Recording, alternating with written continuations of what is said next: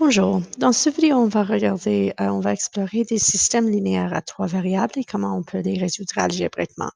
C'est généralement avec le concept d'élimination qu'il faut le faire. Notre but initial, alors j'ai trois équations ici avec trois variables. Mon but initial, c'est de réduire ceci à un système à deux équations et deux variables.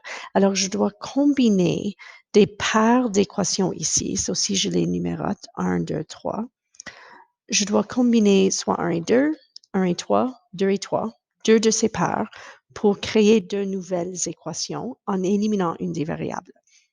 So, une des choses que je vois ici, c'est que je peux ajouter l'équation 1 et l'équation 2 ensemble et ça va éliminer Y. Ou bien je pourrais ajouter 1 et 3 ensemble pour éliminer Z. Ça ne fait aucune différence laquelle je choisis à éliminer, mais je dois éliminer cette même variable une deuxième fois. Alors moi, je vais choisir Y. J'ajoute l'équation 1 avec l'équation 2. Donc 4x plus 2x donne 6x. Y moins Y est éliminé, ça c'était le but. Z plus 2Z égale 3Z. Et 5 plus 10 égale 15. On a donc une nouvelle équation équivalente, mais sans Z. Je remarque ici que je peux aussi diviser chacun de ces termes par 3. Alors, je vais le faire. Je vais diviser par 3 pour avoir quelque chose réduit. So, j'ai maintenant 2x plus Z égale 5. Alors, j'ai créé une équation juste avec x et z, pardon. Je dois maintenant éliminer y une deuxième fois. Je peux le faire en combinant l'équation 1 et 3 ou l'équation 2 et 3. Mais dans les deux cas, il va falloir multiplier par quelque chose. Alors, disons par exemple que je multiplie la première équation par 2. Si je multiplie la première équation par 2, j'ai maintenant 8x plus 2y plus 2z égale 10. Et la troisième équation que je ne dois pas changer, x moins 2y moins z égale 2. Je peux maintenant ajouter ces deux équations ensemble pour obtenir 9x. 2y moins 2y est éliminé. 2z moins z, c'est plus z, égale 12. Et on a maintenant deux nouvelles équations. Je vais les nommer l'équation 4 et l'équation 5. Je peux éliminer l'équation, maintenant que j'ai ces deux équations à deux variables, mon but, c'est de résoudre pour x et z, et ensuite, je peux substituer dans une des équations originales pour trouver y. Je peux continuer avec l'élimination. Dans ce cas, je vois que je pourrais facilement faire la substitution. Alors, l'équation 4, je vais résoudre z égale 5 moins 2x. Et je vais substituer ici 5 moins 2x au lieu de z. So, j'ai 9x plus 5 moins 2x égale 12. Et quand je résous, j'ai 7x égale 7, donc x égale 1. Sachant que x égale 1, je sais que z égale 5 moins 2 fois 1, donc z égale 3. Et maintenant, je peux retourner à n'importe laquelle des équations originales. Je vais retourner à l'équation 1. Dans l'équation 1, on a 4 fois 1 plus y plus z, qui est 3, égale 5. Donc, y égale négatif 2. Alors, ma solution en trois dimensions, c'est le point 1, moins 2, 3. Je dois m'assurer que je mets les variables en ordre, so x, y, z.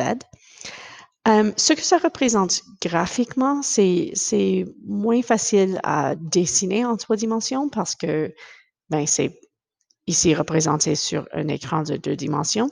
Mais chacune de ces équations originales représente un plan en trois dimensions.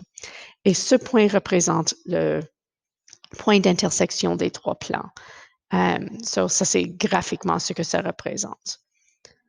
On va faire un autre exemple ici. Dans ce cas, on a encore une fois trois équations et il y a trois variables. C'est juste que dans chaque équation individuelle, il n'y a que deux variables. Alors, la moitié du travail est déjà fait essentiellement parce que je veux créer une équation un système à deux équations à deux variables. J'ai déjà des équations à 2 variables.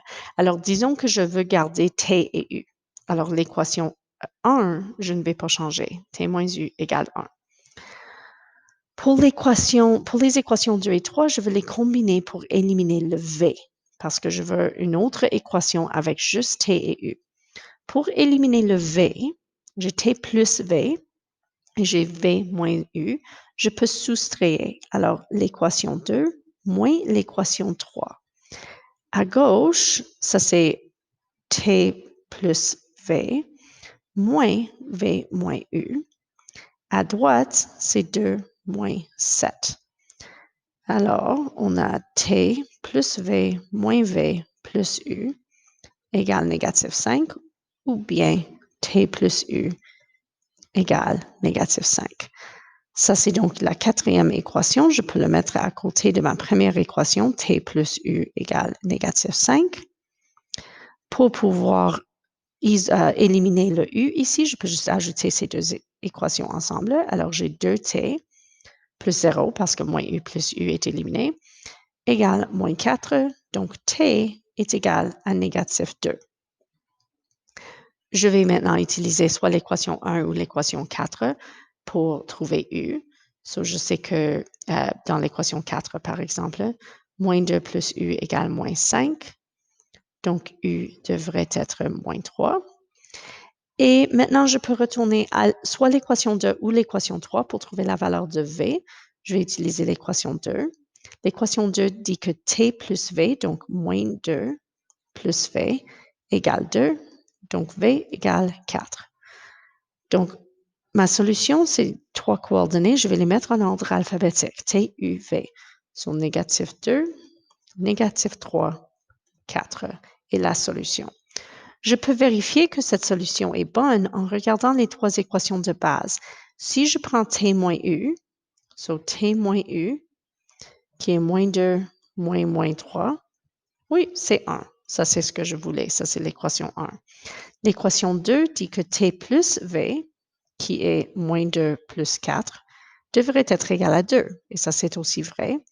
Et l'équation 3, V moins U, donc 4 moins négatif 3, devrait être 7. Et ça, c'est aussi vrai. Alors, ces 3 valeurs vont marcher dans chacune de ces 3 équations. Et ça, c'est comment on sait que c'est la solution.